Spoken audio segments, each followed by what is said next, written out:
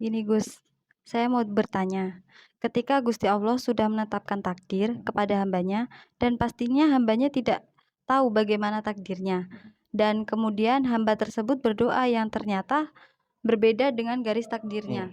Pertanyaannya, kuat mana antara takdir dan doa yang dipanjatkan hambanya? Apakah bisa doa tersebut menembus jalan takdir yang ditetapkan? Dan kalau tidak, apa gunanya berdoa jika takdir sudah ditetapkan? Kan mengingat janjine Gusti Allah, ud'uni astajib lakum.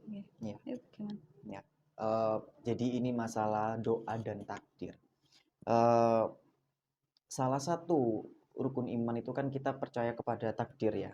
Jadi kalau di Safinah, kitab Safinah terus Arba'in namanya juga ada wa qadaru khairuhu wa syarruhu minallahi ta'ala. Jadi takdir yang entah itu takdir baik atau takdir buruk itu kita harus percaya bahwasanya semua itu turun dari Allah atau berasal dari Allah Subhanahu wa taala.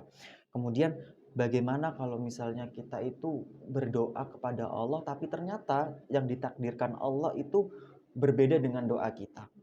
Nah, ini adalah salah satu bagaimana caranya umat Islam itu harus mempercayai bahwasanya Allah itu la ilaha illallah dan Allahu Akbar. Jadi Allah itu maha besar, Allah itu maha segalanya.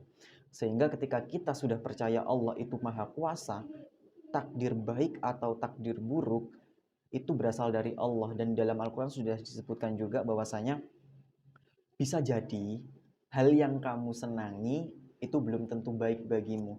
Tapi hal yang kamu benci itu justru yang baik bagimu. Dan semuanya itu berasal dari Allah dan hanyalah kepada Allah kami minta ampun. Di situ bisa kita ambil kesimpulan bahwasanya kalau kita masih merasa kecewa kepada Allah akan takdir yang diturunkan kepada kita. Misalnya kenapa Allah uh, membuat jalan takdir hidupku seperti ini. Kenapa Allah tidak mengabulkan doaku yang seperti ini. Kita kan masih ada rasa kecewa kepada Allah.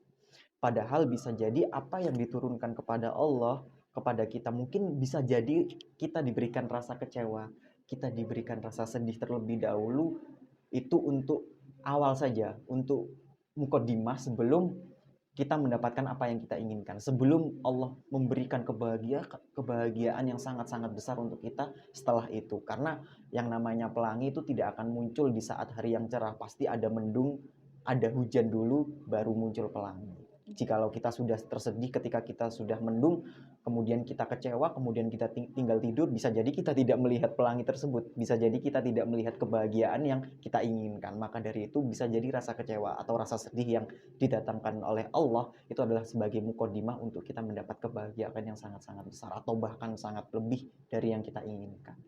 Begitu ya. Baik, baik, terima kasih Iya, Gus. sama-sama.